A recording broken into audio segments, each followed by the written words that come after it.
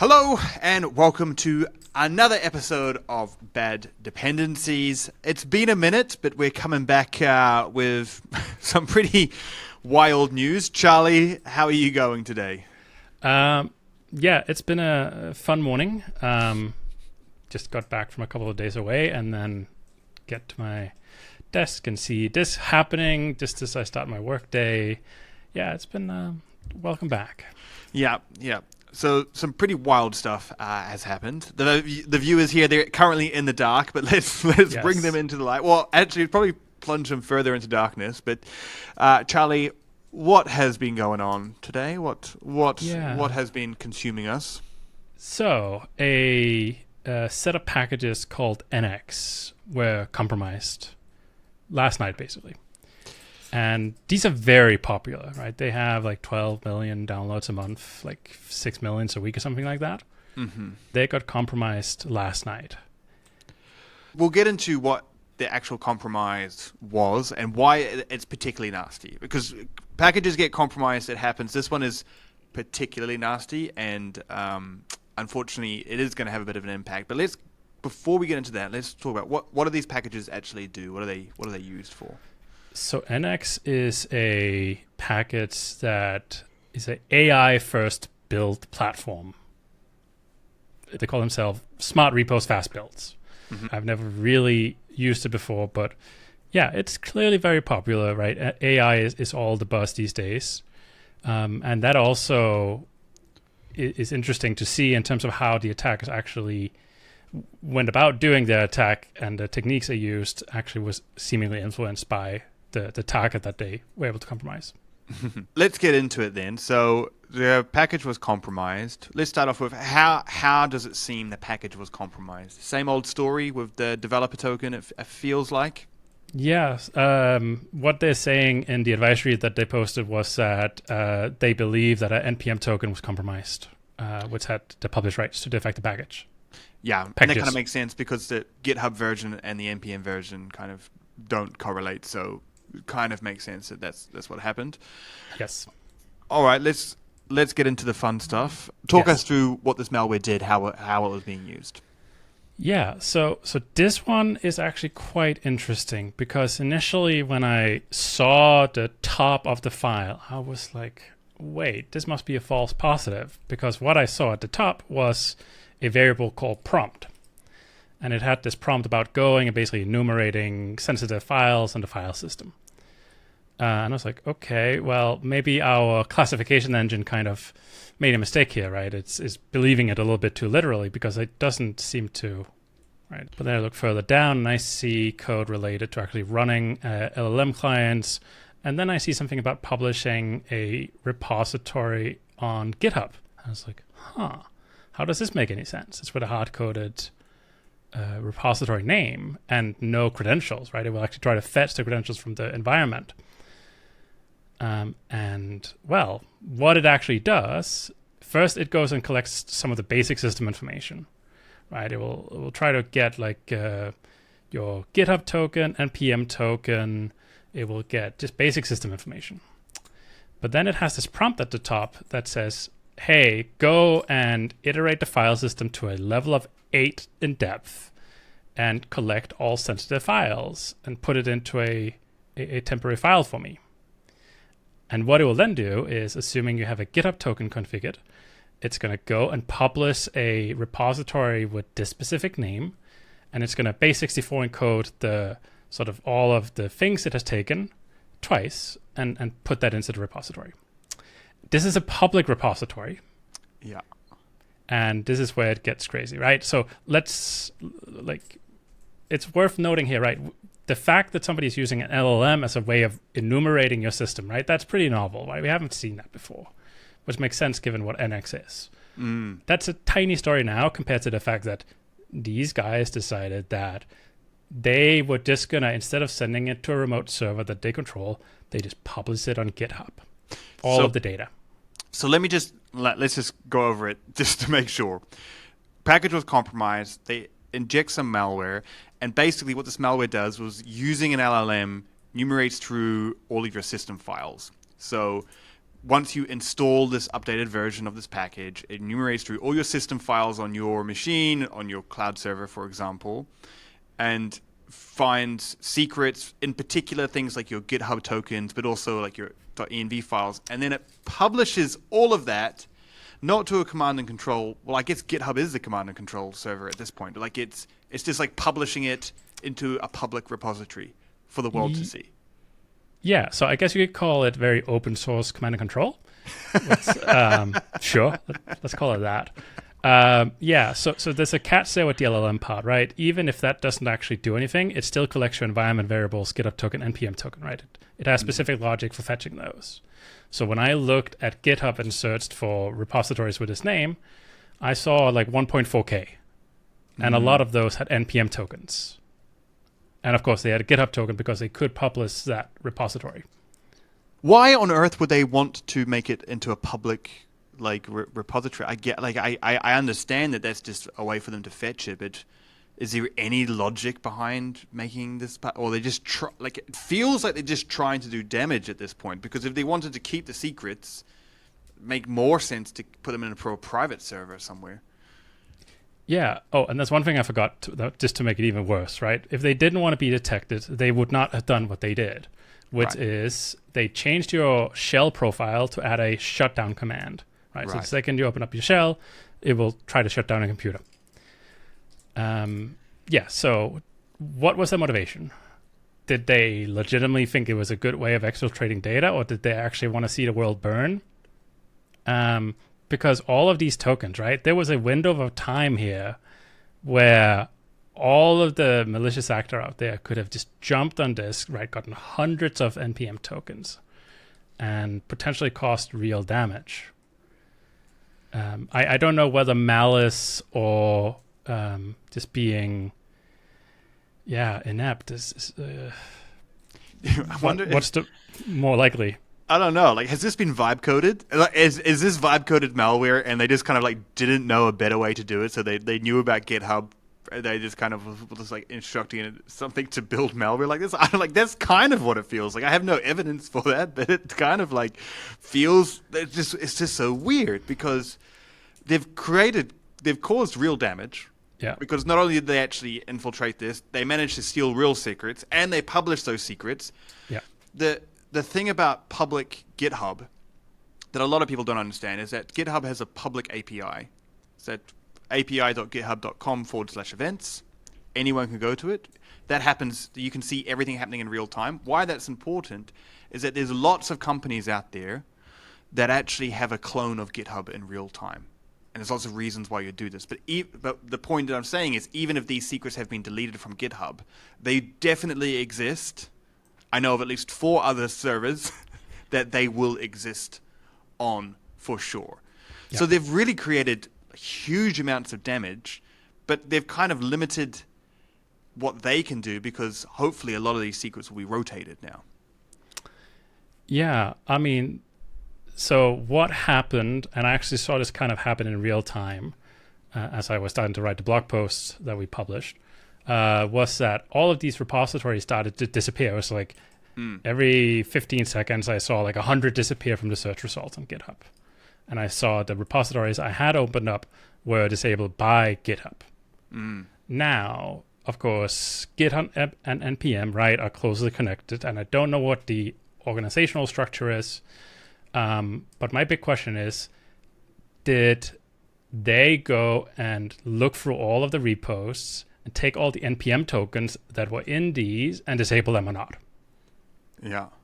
If they didn't, that is concerning, right? That could be really problematic. Does GitHub do, because I know GitHub quarantines things like AWS keys that they find. Yeah. Are they able to do that with npm tokens? Do you know? I believe they have integration with npm, but the problem here is that it's double encoded. Right. So they would probably have by hand to go and write a little script that takes all of the repos that they had, decode them twice, and then take an action. And I'm not sure whether or not they have done that. I haven't seen anything, but I sure hope so, right? Because it's still just Microsoft. That's the other like weird thing too. Like now that I'm thinking about it, is that they're like they encoded it in base 64. All right, they did it twice. Like whatever. Yeah. Like they could have encrypted it and at least made it like more challenging to decrypt it. Like encrypted it using a public key, and they keep the private key themselves. So then, if they did want to have these public repositories accessible to them, there's a much better way of doing it. None of this makes sense, Charlie. None of this is making sense to me. It's just crazy. Yeah, exactly. And there's a couple of other things that are worth noting, right? So in terms of the packages that they compromise, right, there is this package called NX. Mm-hmm. But there's also a bunch of packages like in the NX scope, right? So at NX. And they were also compromised. I think it was, 6 or 7 of those. Right. And if you look at the timeline, it looks like some of the packages that they published, the malicious actors, were pulled down much later than the first ones that NX pulled down. So it looks like there was another case of like they had probably had access for a little bit longer than NX realized and was able to, or at least NX didn't realize they also put in packages in other, malicious versions in other packages. And it took them some hours to notice, which is concerning.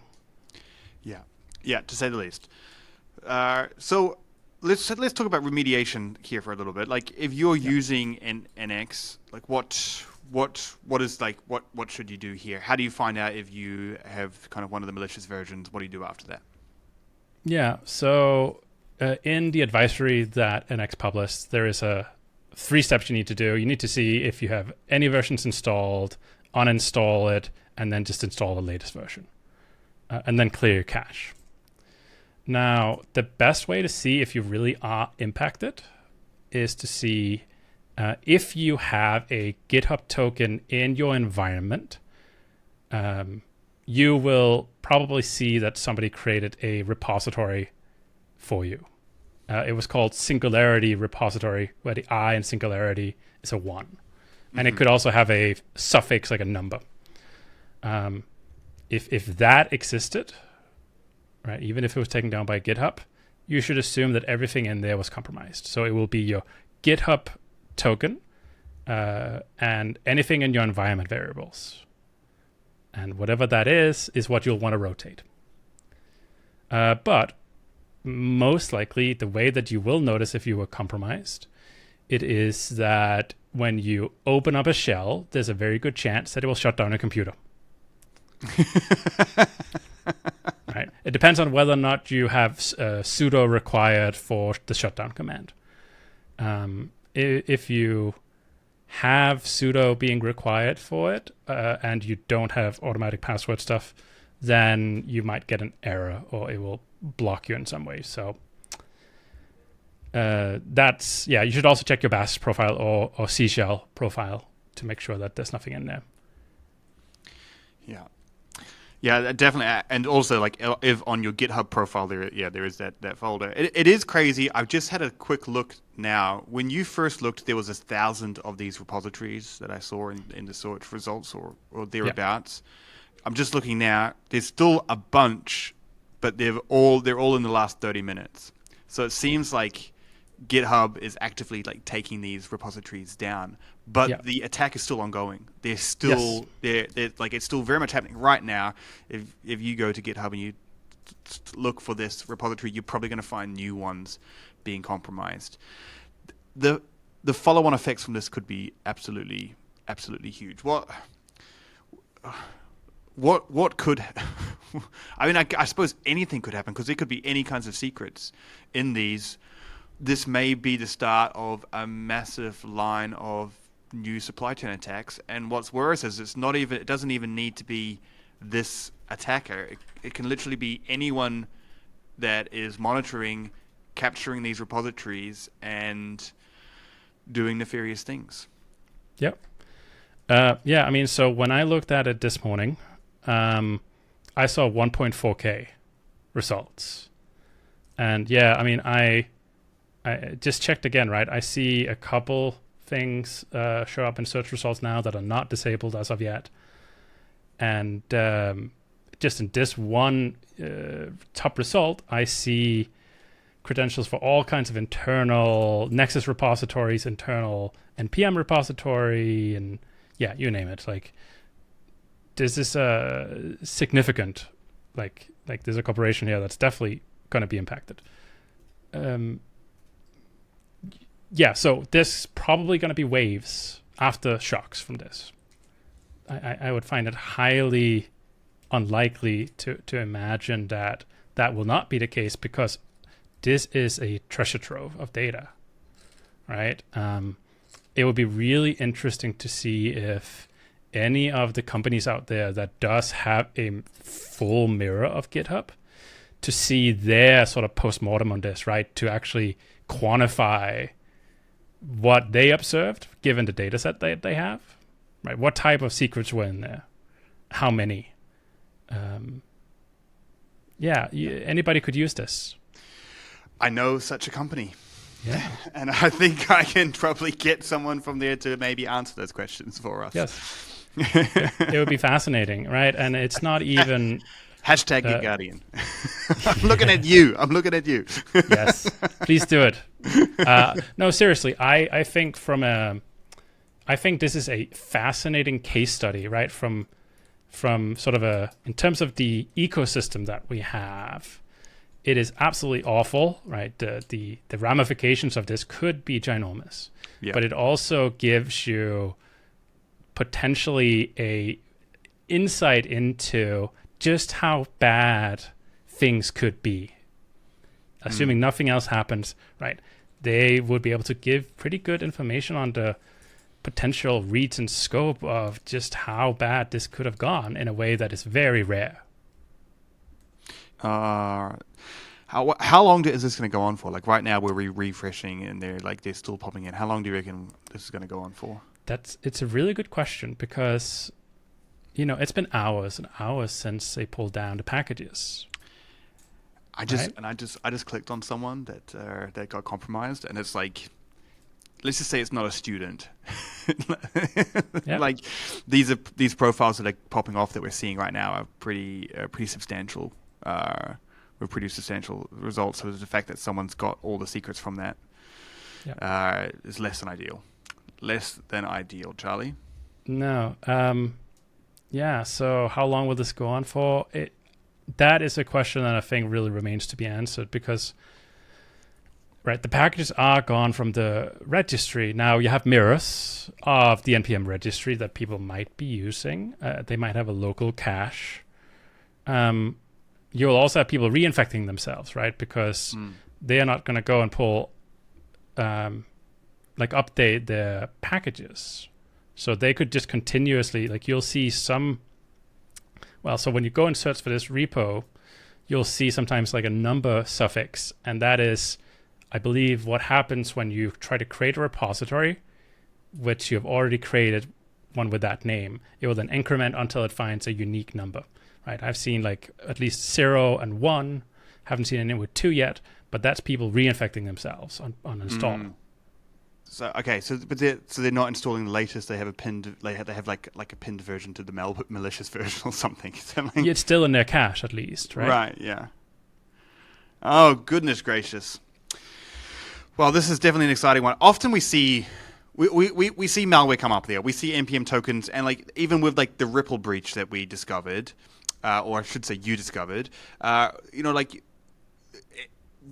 potential impact was huge, but we managed to stop it. This one here, no one's managed to stop. It's kind of the cat's out the bag, and because it's such a public way of delivering malware, it's just going to continue on, and the impact from this is going to be huge. Yeah. I mean, since you mentioned Ripple, I guess the irony in this is that this will have a ripple effect. Oh, Charlie. Sorry. Oh, Charlie. You're going to be banned from the show. I'm sorry. Not sorry. All right, Charlie. Well, thanks for being so cheerful today and bringing us all joy. It's like the Clarkson Farm. You're now cheerful, Charlie, to bring us the news of malware. But as awesome as always, it was awesome to sit down and chat with you. Yes. Any final words to the people before we end this episode? Yeah, very cheerful note to end on. Good luck, everybody out there. We'll need it. That was even more cheerful. All right, Charlie. All I'm going to hang right. up now. I'll talk All to you right. next time. Cheers.